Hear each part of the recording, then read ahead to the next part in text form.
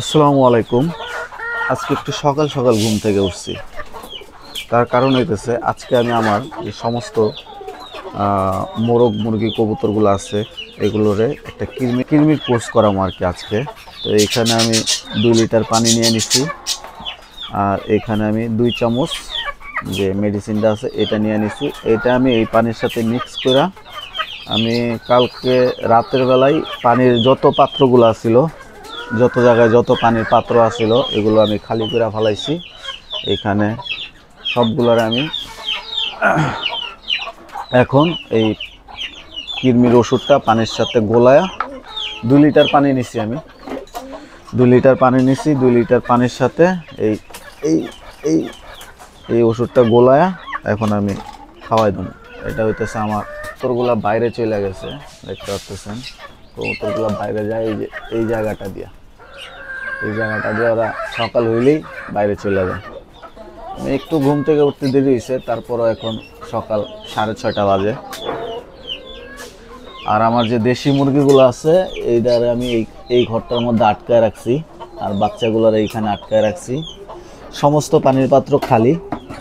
এখন এই 2 লিটার পানি নিছি। 2 লিটার পানিতে আমি পরিমাণ মতো আগেই এই যে চামচ, এই চামচ 2 চামচ ওষুধ নিছি, এইখানে নিয়ে রাখছি যাতে ভিডিও করতে একটু সুবিধা হয়, আপনাদেরকে দেখাইতে একটু সুবিধা হয়। তো এই যে ওষুধটা দিয়ে দিলাম, ভালো করে এটাকে গোলাই দিতেছি। তো কৃমির ওষুধটা 1 মাস 1.5 মাসের মধ্যে খাওয়ানো খুবই জরুরি, কারণ মাশাআল্লাহ আমার কাদারনাথ মুরগি দেখতে পাচ্ছেন, খুব সুন্দর শরীরের কালার। এটার মধ্যে 2টা গ্লেজ মারে, একটা যখন রোদে যায় তখন ওর শরীরে একটা নীল একটা ভাব আসে, ময়ূরপঙ্খীতে যেরকম একটা নীল নীল, আর একটু যখন ছায়াতে আসে তখন পুরো শরীর কালো কুচকুচ। এই যে এইখানে আরেকটা। তো আলহামদুলিল্লাহ পানি গোলানো হয়ে গেছে। এখন আমি দেখাইতেছি কিভাবে আমি এই প্রথমে দিয়ে দিলাম, এত লাগবে না। প্রথমে দিতেছি আমি আমার যে কোয়েল পাখিগুলো আছে, এই কোয়েল পাখিরে প্রথমে দিয়ে দিলাম। কোয়েল পাখি ডিম দিচ্ছে কয়টা, 1টা 2টা 3টা 4টা ডিম দিছে। তার ডিম পরে নিব, মেডিসিন খাওয়াই। তারপর এখানে যে আমার সিল্কি মুরগিগুলো আছে এইগুলোরে দিয়ে দিলাম দেশি। তারপরে এখানে আছে আমার ফাইটারের ক্রস, এটারে দিয়ে দিলাম। তারপর কবুতরগুলোরে আলাদা করে দিতে হইব।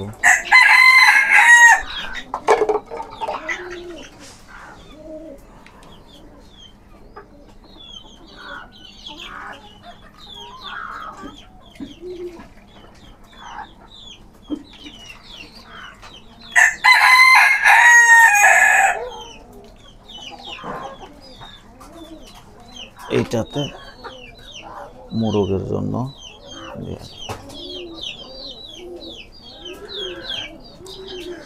তো প্রায় অনেক দিন হয়ে গেছে আমি আমার কবুতরগুলারে মুরগিগুলারে কৃমির ডোজটা করাই না। কৃমির ডোজ না করানোর কারণ হইতেছে আমি ইদানিং সকালবেলা ঘুম থেকে উঠতে পারি না। কৃমির ডোজ যে আমি করামো এটা তো সকাল সকাল করাইতে হয়, আমি সকালবেলা ঘুম থেকেই উঠতে পারি না। তো আজকে আলহামদুলিল্লাহ একটু সকাল উঠতে পারছি, যার কারণে এটা সম্ভব হইতেছে।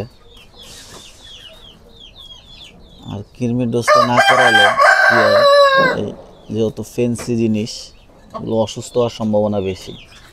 খাবার দাবার খাইবো বাট জিমাইবো, রোগবালাই ছড়াইবো, ঠিক মতো খাবার খাইতে চাইবো না, ঠিক মতো খাবার খাইলে ওষুধ খাইব না। এই যে আমার যে দেশি মোরগ মুরগিগুলা এটার ভিতরে আমি আটকে রাখছি।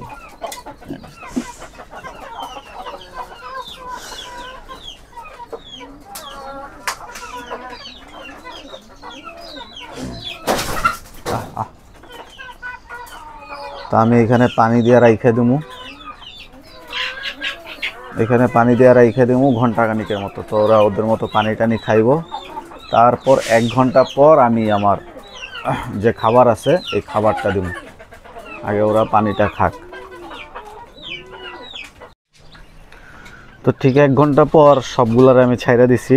এই যে দেখেন 1 ঘন্টা পর ছাইরা দিছি। এইখানে কবুতরগুলো, এখানে মুরগির বাচ্চাগুলো সবাই মানে খাবার দিয়ে দিছি। যে এখনো ওষুধ খাইতেছে।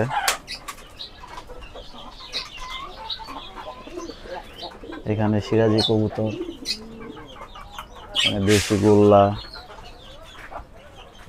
এখানে কাকজির বাচ্চা ফুটছে। সবাই দোয়া করবেন। 2টা বাচ্চা ফুটছে মাশাআল্লাহ, আলহামদুলিল্লাহ।